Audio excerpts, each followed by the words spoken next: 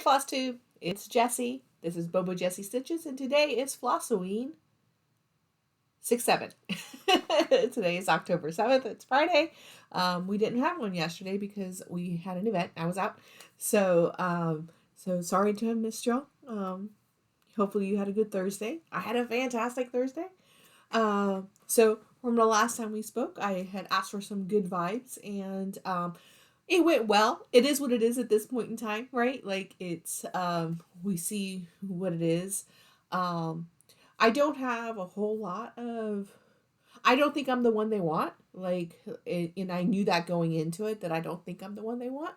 But I went in to kind of remind them how talented I am, and that they should want me in better positions than I currently am in. I don't know if better is the right word. A different position of where I will, and so we'll see. We'll see what happens. Interestingly enough, today our boss did talk about a possible decision making as it relates to a senior role over what I actually do, and we'll see. I'll keep y'all posted. Don't worry. But thank you for everyone for all your positive vibes. I felt it. It was a great conversation. I think I reminded them about how delightful I actually am, and that I'm, so we'll see where it goes. But the reason why there was not a Flossoween yesterday is because we went to Hadestown. Oh, so we're musical people.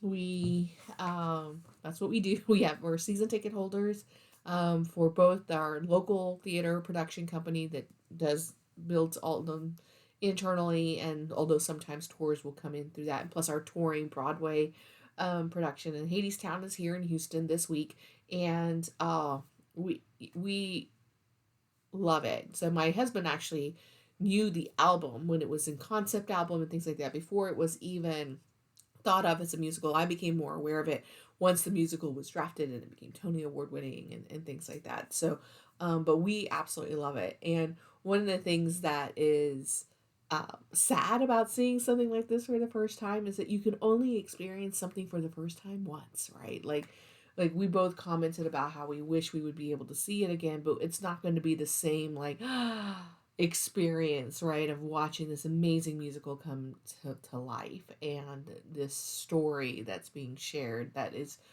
it's both beautiful and tragic. And if you can see it, I highly recommend it. Even if you're not a fan of musicals, it really has more of it's obvious. Think of it more like a rock opera where it's telling a story through song. The staging does help convey the story, but it really is more about the wording and the expressions that are being felt. And so, anyways, we did get a couple of souvenirs. We got an ornament, and we got a pin. And so these are our pins.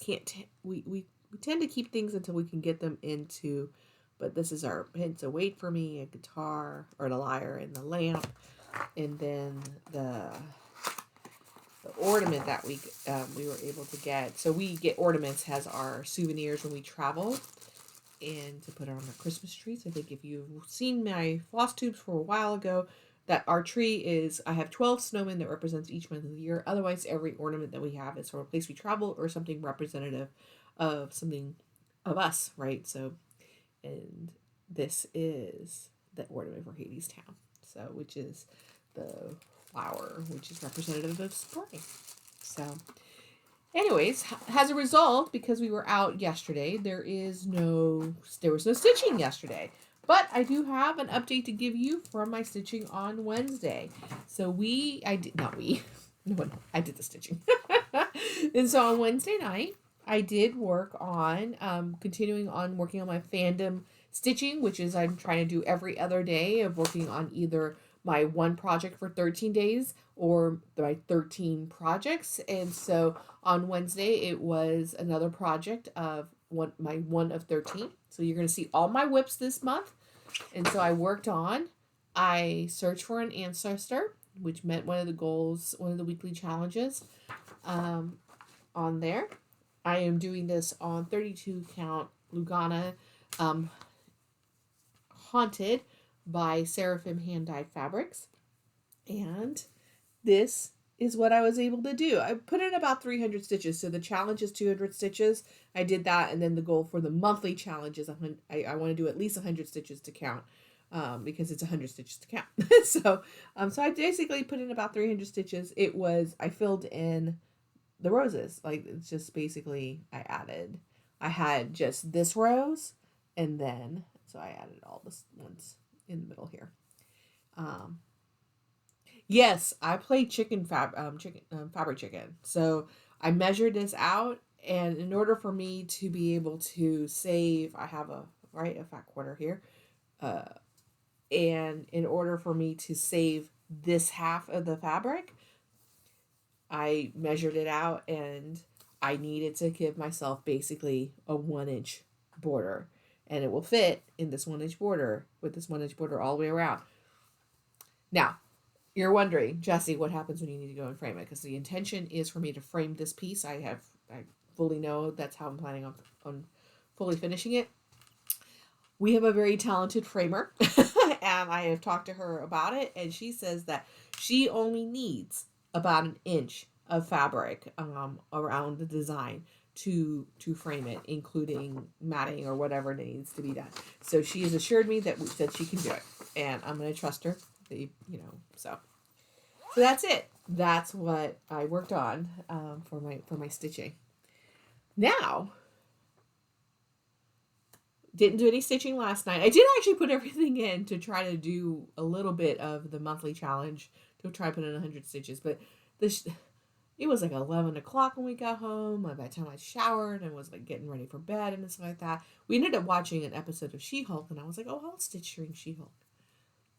What was I thinking? I was not in the mood for that. So that didn't happen. So today we're going to do some more stitching, continuing on in our challenge. So yesterday should have been monthly challenge, should have been 13-day project working on for 13 days. And now you may remember, I only have 8 whips that are actually in progress. So in order for me to hit my 13 projects, I have to start 5 pieces. There are 5 Mondays in the month of October, so I had planned on starting a new project every Monday. You know what? Blowing those plans out because I watched Hadestown last night. So you know what I'm going to work on? Oh, I'm going to start In Spring by Michelle Bendy. This was a springtime Fangirl Fibers box, which is, interesting because and that is what I'm going to say. I know this is supposed to be for it's spring, but the story of Hades and Persephone, I think this is appropriate a spooky season stitching, right? So, because we're getting close to in winter, I plot and plan. In spring, I move. So we're going to have this be a new start today. It was a box from Fangirl Fibers, so it's going to be all of the called for silks, which I've never stitched with silks before, so I'm really excited about that, and hopefully I'll be able to start on that without any real problems. And then the fabric is 28 count even weave, and it's called Underworld by Fangirl Fibers, and this is what it looks like. So it's probably going to be, I don't know, I guess this way. I guess I better figure it out. Look at that. So I'm going to start this tonight, and I'll let you know how it goes. So breaking the rules on the plans, and that's okay. I'm not gonna complain about that. You get inspired. You get inspired. All right, let's open up some stuff. I did not open anything yesterday. I'm going to do everything with y'all. So we get 2 unopenings for the 31 days of Haunted America. The box is by Fangirl Fibers. This is yesterday's, October 6th. So, some plastic unwrapping noise.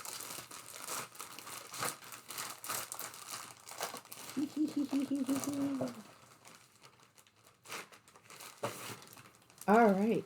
Let's see. It's a Laurel. Look at all these things coming together as they should, right? So this is a Laurel witch. Let's see. Let me see. Oh. Oh my goodness. Oh my goodness. So this is The Laurel Witch by Laura Daub, who her art speaks to me. It just does. So this is for the box. This is called The Woman in White. It's a ghostly love story from Heart's Island. And so she actually has shared the story. And I think that, oh, it's going to be the same story as on this card. So I'll still continue to read this one. And hopefully when this pattern becomes available, you will be able to get more information from Laura on that. But oh my goodness, look. Oh, y'all. Look at this. Isn't that spectacular? Look at that specter. Oh my goodness. Look at that heart.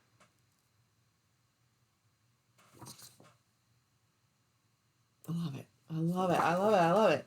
All right.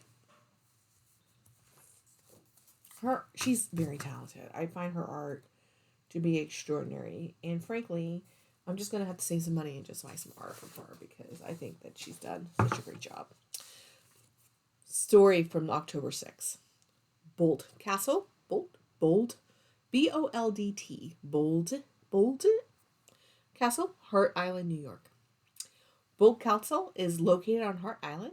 The mansion and grounds are only accessible by boat or ferry. That's always a sign of bad things. After the tragic loss of George Bolt's wife mid-construction, the 6-story Bolt Castle stood stranded in time. For over 7 decades, the home stood awaiting demolition, but it was saved in the 1970s. Oh, which means that it probably was built around, it was starting to be constructed in the turn of the century, 1900s. The ghost of Louise Bolt, George's wife, is claimed to be the ghostly presence made in and around Bolt Castle. Mysterious footsteps and lights turning off and on in the empty house are just some of the odd occurrences. People passing by on boats have claimed to see a woman standing near the boathouse that resemble Louise. How tragic, probably just waiting for her husband. Always late. All right, well, this is beautiful. There is a little bit more of a story, and this is The Woman in White, and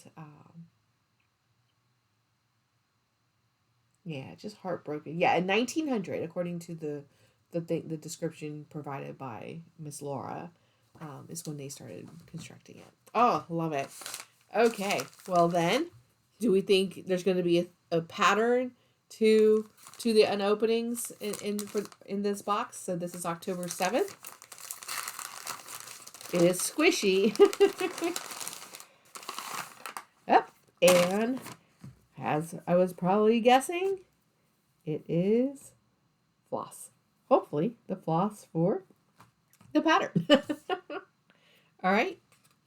On today's October 7th story, Dudleytown, Connecticut. Dudleytown is an abandoned settlement in northwestern Connecticut in the United States. Best known today as a ghost town. Due to vandalism and trespassers, the site is not open to the public. What a shame. Since the mid-1920s, the land occupied by the village has been maintained by philanthropists as a private land trust who work to reforest the land after decades of agricultural use. Very nice, that's nice. Few traces, such as cellar holes, remain of the original village. Due to rumors of ghost activity beginning at the 1980s, the village site has been subject to frequent vandalism, and the owners have since closed the land to the public. Visitors to the site are subject to arrest for trespassing. A local rumor that has been frequently shared on the internet alleges the founders of Dudleytown were descended from Edmund Dudley, an English nobleman who was beheaded for treason during the reign of Henry VIII. I actually think I know that story. From that moment on, the Dudley family was placed under a curse which followed them across the Atlantic to America. This curse is blamed for instances of crop failures and mental illness in the village. The movie, The Blair Witch Project, was also inspired by this abandoned ghost village. I couldn't watch The Blair Witch Project. I don't like being scared. I know, it's really bizarre for me. This would be my favorite my favorite season and everything. I love autumn. I love spooky. I like pumpkins, but I like it cutesy. I don't like being scared. But I could not watch The Blair Witch Project. Something about it was just really weird. Anyways. Alright. Slightly longer video today because we didn't have one yesterday. So I hope that you enjoyed it today. But with that, I am going to go ahead and log off. Don't worry, I have a joke for you today. All right, this one is a killer. You're gonna like this one. You ready? Why do vampires not want to be investment bankers? They hate stakeholders. I actually really like that one. Wherever you are, I hope you are having a stitching spooky time. See you tomorrow. Bye-bye.